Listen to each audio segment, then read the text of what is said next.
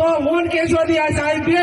તમે કોઈ ભૂવાપાની બાધા રાખો બેન દીકરીએ દશામાના વર્ત હવે કરવાના નહીં અને જગા પર પેલો આપણો ના નડે પાકે તો કોઈ બેન દીકરીઓએ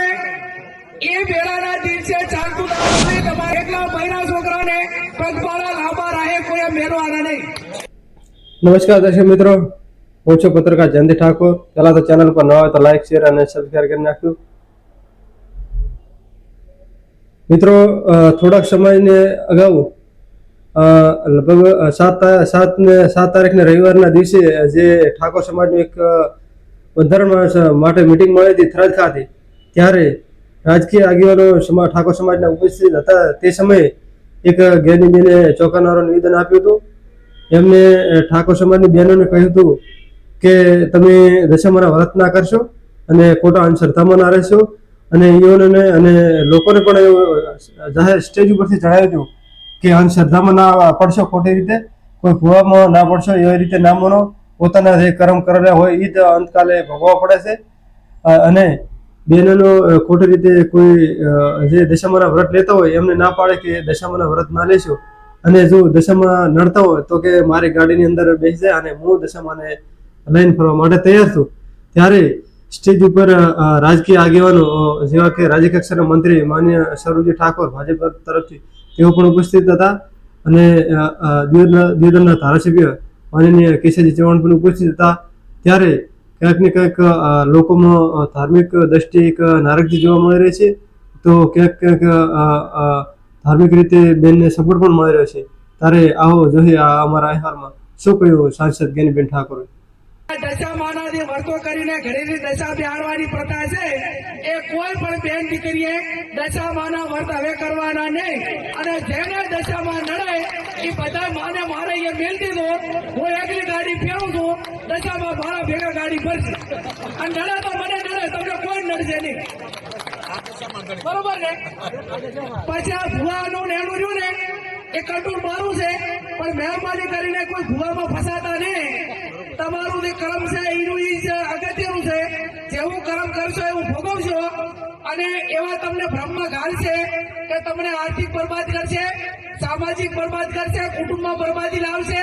અને એવી વેમ ઘાલશે તો આખો પરિવાર વેરવિખેર કરશે। એટલે મહેરબાની કરીને કોઈ પણ પ્રકારનું દખ હોય તો ડોક્ટરને બતાવવું, હગાવાલાને બતાવવું, એને વાત કરવાની, કોઈ પણ હકામાં હોય તો વાત કરવાની, 5 જણા મિત્રોને કહેવાનું, પણ ચાહે અંધશ્રદ્ધામાં આવવાનું ને। અને ભોપા જો આખા દેહનું બધું મટાડી દીધા હોય તો હું કેશોદિયા સાહેબ બે તમે કોઈ ભૂવાપાની બાધા રાખો અને અમે તમારે અહીંયા કોઈ પણ કામ ના કરા, અને ચૂંટણીમાં ફોર્મ ભરા દીધા તો ભોપો આવશે તો અમે ભોપો લઈને બેસી રહ્યા ને ભાઈ। તો સવારે 5 વાગે ઉઠીને રાતે વગાતા ઉઠી બાધામાં શેર છૂટ લઈને ફરવાનું કોઈ કારણ કરો તો બધા ભોપો જીતાડી દે। એટલે ચાર ભોપાની વાતરી જે ભોપા હોય માફ કરે, જગા પર પેલો આપણો ના નડે પાકે, બરોબર? એટલે આ માત્ર ભ્રમો છે, માત્ર કમાણી અને સાધન છે, ટોકા રસ્તા છે, લોકોની માનસિકતા એની સમજણ કેટલી છે, એની મગજની કેપેસિટી કેટલી છે એ નક્કી કરીને બ્રહ્મા ગાતા હોય છે। એટલે મહેરબાની કરીને કોઈ પણ પ્રકારની તકલીફ હોય તો જેના જે નિષ્ણાત હોય એના કંદાવો, હગાવાલાનું હોય તો હગાવાલા કંદાવો, દર્દ રાતું હોય ડોક્ટર કંદાવો, અને જે કાંઈ હોય એ 5 જણે થઈને એનું નિરાકરણ લાવવું। આ ખૂબ મોટી સંખ્યામાં હાજર રહી કે કોઈ પણ ધાર્મિક પ્રસંગ હોય તો આપણા સમાજ મોટા ભાગે કેરા હનુમાન હોય કે અંબાજી હોય કે ઢીમા હોય તો કોઈ બેન દીકરીઓએ